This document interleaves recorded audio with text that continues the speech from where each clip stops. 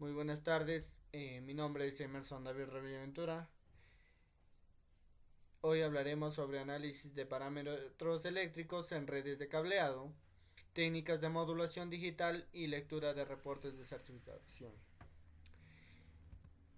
Temas a tratar: vamos a tener una breve introducción al tema, parámetros eléctricos en redes de cableado, técnicas de modulación digital y lecturas de reportes de certificación. Introducción. En la base introductoria tenemos que el propósito de este video es analizar y diseñar redes modernas enfocándose en mejores prácticas de cableado, transmisión de señales y detección de fallas para garantizar su rendimiento y confiabilidad. La correcta implementación de estos aspectos es esencial para optimizar el flujo de datos y reducir la incidencia de errores en la red. Se incluye gran ejemplos también en cada uno de los subtemas que vayamos tratando. Estos ejemplos están hechos en Python para ilustrar los códigos. Eh, y comenzamos con los parámetros eléctricos en cableado en redes de cableado. Vamos a tener 8 parámetros. Tenemos el mapeo de cables, longitud de cables, velocidad de propagación nominal, loss insertion o insertion loss, pérdida de inserción. También tenemos por otro lado todo lo que es return loss, next, ASR next y ASR effects, alien crustal, que es el último, ¿no? Vamos a comenzar con el mapeo de cables. Eh, ¿Qué es en realidad un mapeo de cables? El mapeo de cables es un proceso técnico utilizado para verificar y validar las conexiones dentro del cableado de la red, asegurándose que cada cable conductor de está correctamente conectado a su correspondiente terminal de ambos extremos, ¿no? Se puede dar el caso que tú en un extremo conectes con TIA 568A y en otro extremo que TIA 568B. Podría, eso te generaría ya un problema. ¿Cómo realizar el mapeo de estos cables? El mapeo de estos cables se realiza con una herramienta verificadora de cables que consta de una unidad principal y una unidad remota. Esto se lo entiende más claramente. Este contiene una unidad eh, cercana y una unidad lejana de medición. Problemas que se pueden identificar con el mapeo de cables. Tenemos la inversión de cables, cortocircuitos, pares abiertos, cruces de cables. La inversión de cables ocurre cuando los pines de un par están invertidos. Cortocircuitos creo que es algo común que se produce cuando tienen contacto ambos conductores o ambos cables, se puede decir. Pares abiertos ocurre cuando los pares están rotos o los cables están rotos. Cruce de cables sucede cuando los pares no están alineados, o sea, hay un cruce entre dichos cables, ¿no? Eh, Esto se tiene que dar eh, mm, con respecto a un estándar. Por ejemplo, tú no puedes conectar un extremo con TIA 568A y el otro extremo con TIA 568B, porque ya estarías haciendo un cruce de cables y eso estaría mal. Los usos del mapeo de cables: tenemos la validación de instalaciones nuevas, asegurarse que el cableado cumpla con los estándares siempre, mantenimiento y resolución de problemas, identificar las fallas que existen y todo ello. Tenemos aquí un ejemplo donde existe un cruce de cables. También puede haber cortocircuitos por aquí, puertos abiertos. Estos ejercicios han sido hechos en Python, como ya lo indiqué, tan solo para guiarse. Tenemos la longitud de los cables. Eh, Esto es algo muy importante porque se refiere a la distancia física que tiene un cable desde un punto hacia otro, ¿no?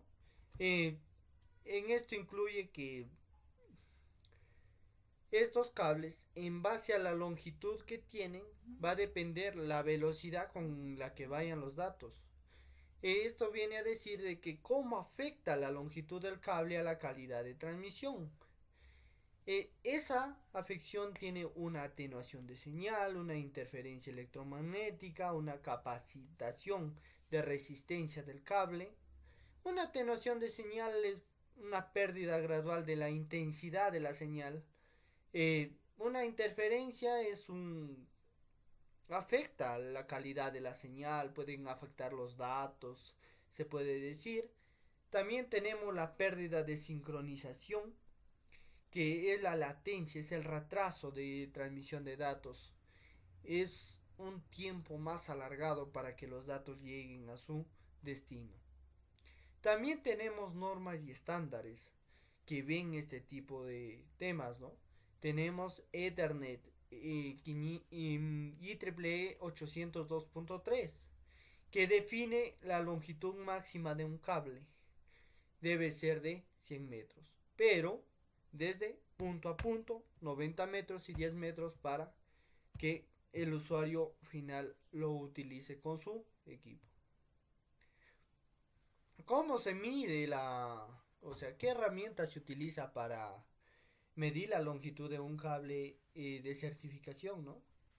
Ese proceso de medición se va a través de una herramienta llamada Floating Network de SX Cable Analyzer, que utiliza la velocidad nominal de propagación para determinar la longitud. En sí, la velocidad nominal de propagación es un porcentaje que representa la velocidad a la que la señal va, o sea, a la que la señal viaja, ¿no? Es una herramienta que envía una señal de prueba y mide el tiempo que tarda en recorrer el cable entre ida y vuelta. Ese es su trabajo. Más adelante hablaremos más sobre velocidad nominal de propagación. Ahora vamos a ver, también se va a dar una relación con los estándares, como ya lo mencionábamos. En el caso, por ejemplo, de los cables categoría 5E y 6 o superiores, el estándar es que los cables sean 100 metros, o sea, 100 metros exacto. O sea, si es más, se atenúa el cable y se pierde la señal, ¿no? 90 metros de punto a punto y 10 metros son cables de conexión, ya cables hacia el usuario, ¿no? Como podemos observar aquí en el siguiente gráfico, vemos, este es un cable, por ejemplo, se va alejando, se va atenuando, atenuando, atenuando, pero hasta este punto, por ejemplo, hasta 100 metros, la atenuación no afecta mucho los datos, pero cuando propasa, ya los datos son afectados, pueden ser interrumpidos. Este es el límite que debe haber. Ahora tenemos la velocidad nominal de propagación, ¿no? La velocidad nominal de propagación es un factor utilizado para describir la velocidad a la que la señal viaja a través de un cable en comparación a la velocidad de la luz en el vacío. Específicamente, la velocidad nominal de propagación representa la velocidad de propagación de una señal eléctrica en un cable respecto a la velocidad de la luz en el vacío. Podemos ver la velocidad de propagación con respecto a la velocidad nominal de propagación. Son directamente proporcionales, ambas van en aumento, pero también hay un factor importante que es el error de medición. Cuando hay un error de medición, la longitud, esto se da cuando hay algún error de medición, la longitud no va a dar lo mismo, ¿no? Tenemos el insertion loss o la pérdida de inserción. La pérdida de inserción es un término utilizado en comunicaciones y sistemas de transmisión para describir la atenuación de la señal que ocurre cuando ésta pasa a través de un componente o dispositivo, como un conector, un cable, un elemento de una red de transmisión, ¿no? Esta pérdida se mide típicamente en decibeles, dato importante, ¿no? Y representa la cantidad de energía que se pierde debido a la resistencia o fricción que se ha tenido en la transmisión. También hay un dato importante acá que es la impedancia. se refiere a la oposición total de un circuito al paso de la corriente alterna, ¿no? O de la C, eh, que incluye tanto la resistencia como la reactancia. Estos sistemas de transmisión de señales como las líneas de transmisión es crucial que la impedancia de todos los componentes estén bien emparejadas para asegurar que una transferencia eficiente de energía entre ellos, ¿no? Contribuciones de las imperfecciones en la impedancia a la pérdida de inserción. Hay una reflexión de señal, o sea, si la impedancia de un componente o elemento no coincide con la impedancia de una línea de transmisión, esta parte de señal se refleja eh, de vuelta hacia la fuente, ¿no? El desajuste de la impedancia en los conectores. Los conectores entre cables y dispositivos con impedancias mal emparejadas pueden generar puntos de descontinuidad en la línea de transmisión.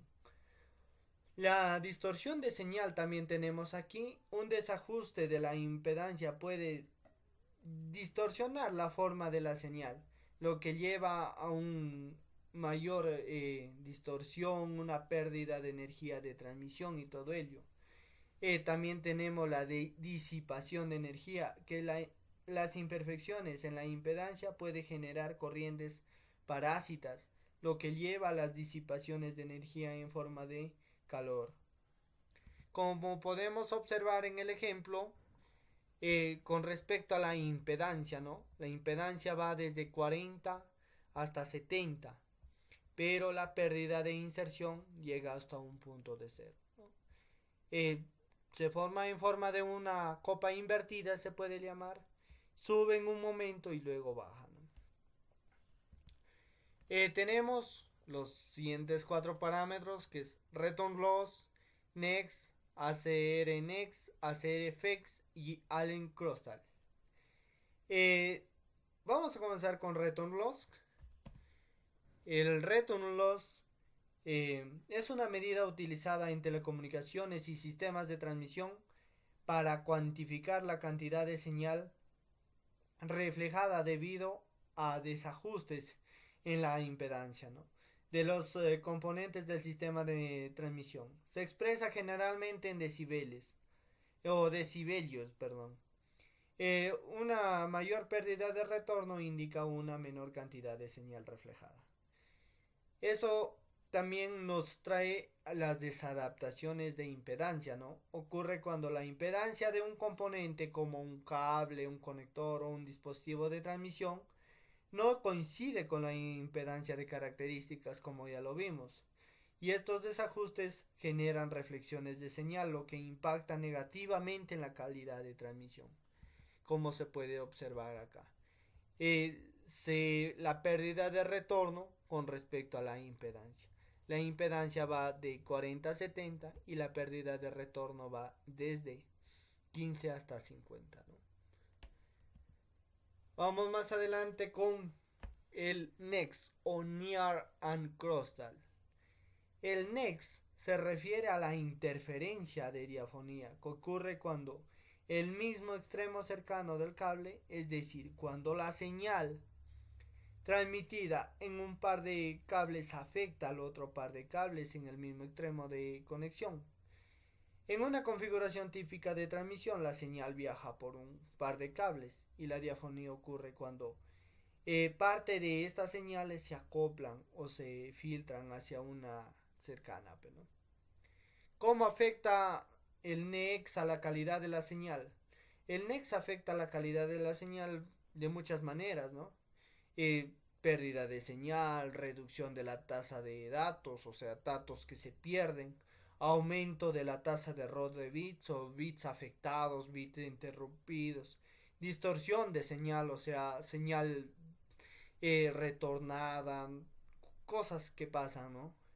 También degradación de la calidad de la red. Esto cuando los cables de pertenenciados comunes de alto nivel NEX pueden llegar a una disminución de calidad global de la red. ¿Cómo se mide el NEX? El NEX se mide en decibelios también. y una menor cantidad de diafonía se traduce en una menor calidad o sea, en una mejor calidad de señal, perdón. Cuando más alto sea el valor de decibelio, menor es el nivel de interferencia, ¿no? Como entre los pares de los cables. Al, las normas de cableado como la TIA 568 especifican límites de NEX para garantizar el rendimiento adecuado en las redes de datos, ¿no? Como podemos ver acá, tenemos un límite del NEX. En este caso, mi cable, o sea, con respecto a una frecuencia de entre 0 y 10 y 1000 MHz, perdón, eh, podemos ver que más o menos en 100 MHz ya el NEX está rebasando el límite, ¿no? Y eso está mal. Vamos a ver el ACRN-NEX y ACRFX. ACRFX, ¿no?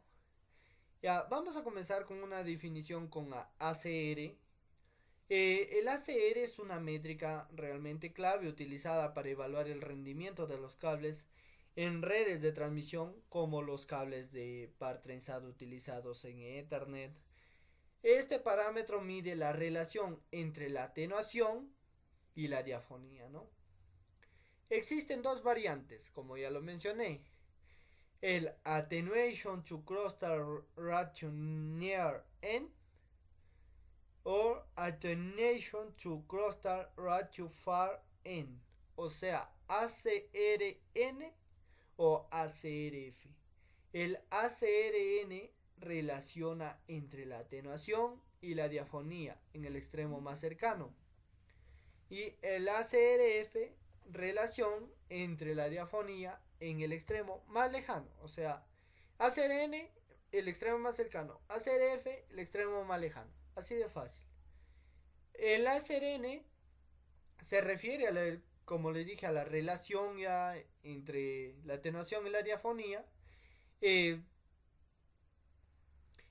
si el ACRN es alto, significa que la atenuación es baja en comparación con la diafonía, lo que implica que la señal transmitida está menos afectada por el ruido y las interferencias, asegurando una transmisión más eficiente.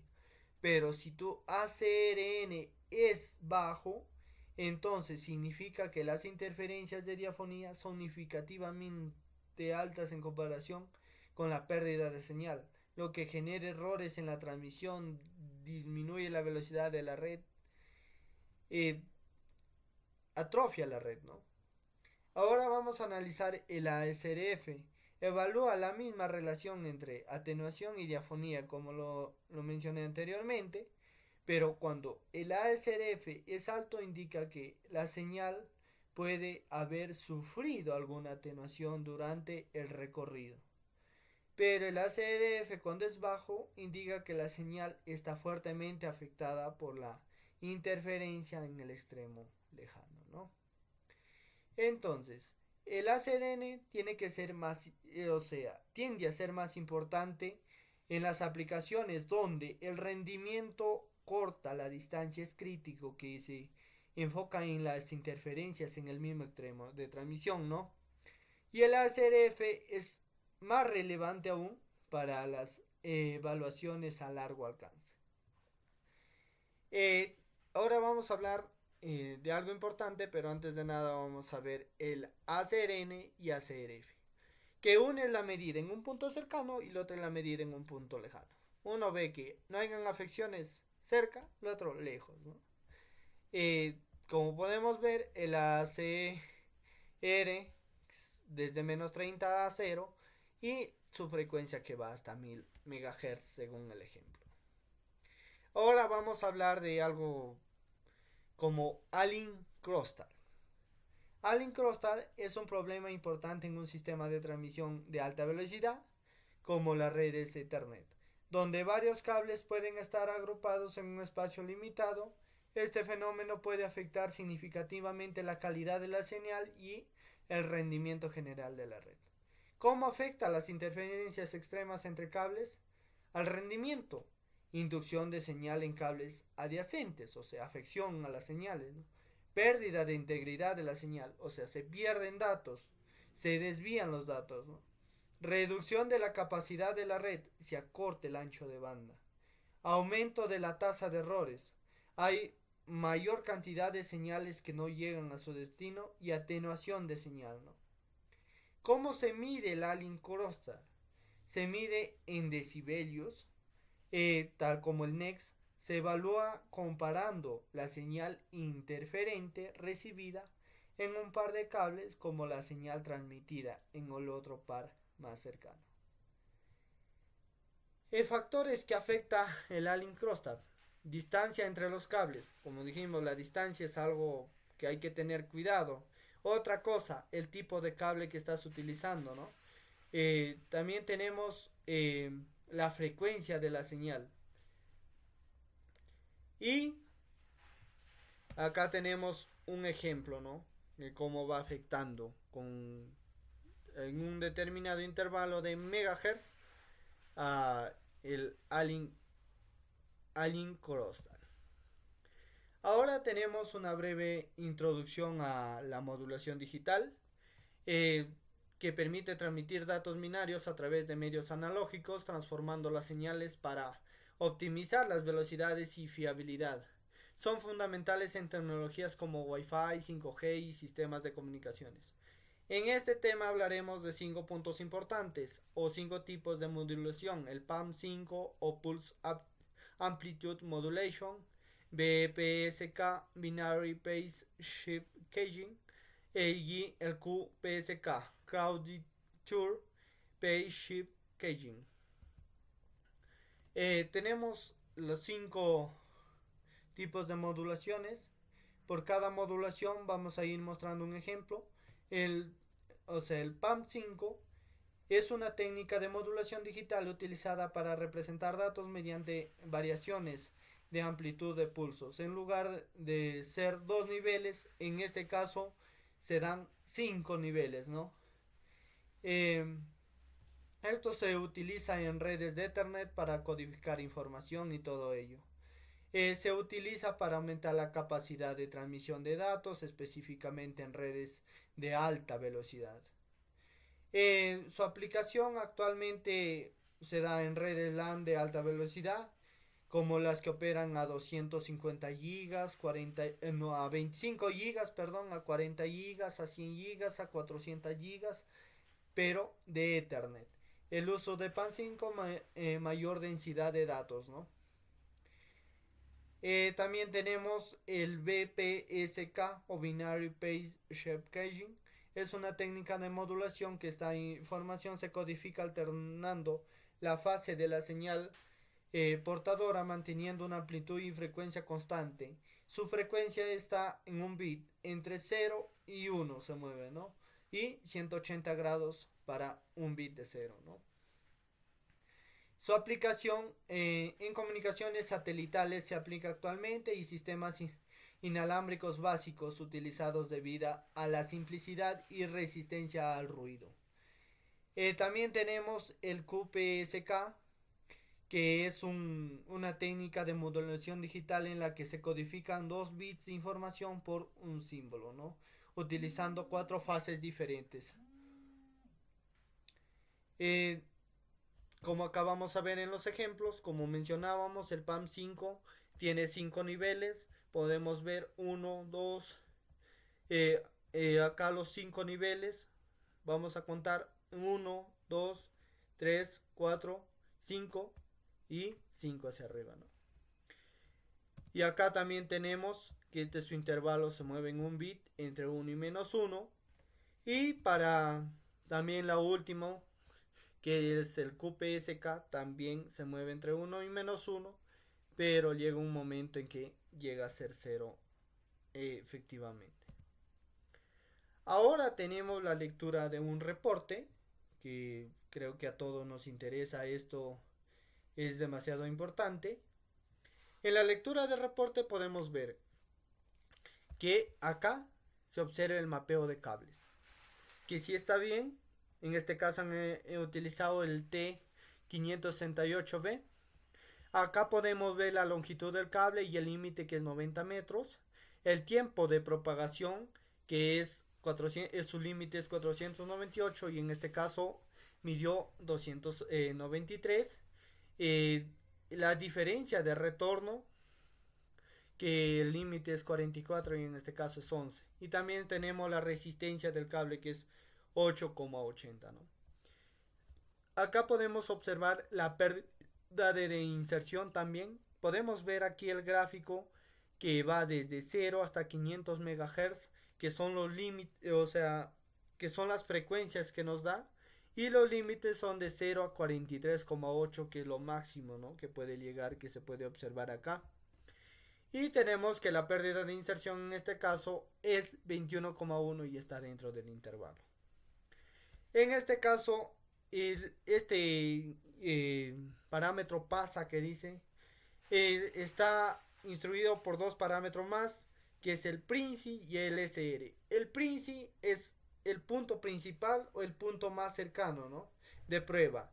Y el SR es el sum en return, que se refiere a una combinación específica de pares de cables que se utilizan en ciertas mediciones, ¿no? Tenemos en el next, como tenemos primero los pares, primero vamos a observar los pares en el caso de los peores pares de cada medición, ¿no? En este caso vemos en el principal 1 y 2, 4 y 5. Y en el otro tenemos 1 y 2, 3 y 6. En el otro caso tenemos 3, 6, 4, 5, 3, 6, 4, 5, que son 4 pares iguales, ¿no? En el next se mide la cantidad de interferencia en un par de cables que causa entre un par más cercano, ¿no? Como se puede observar acá, que es 9,8. El otro es 10,2. También tenemos la frecuencia, que indica que se realizó la medición del NEX, o sea, en qué frecuencia se realizó la medición del NEX. En este caso se llegó hasta 268. Para el valor de peor valor se llegó hasta 492.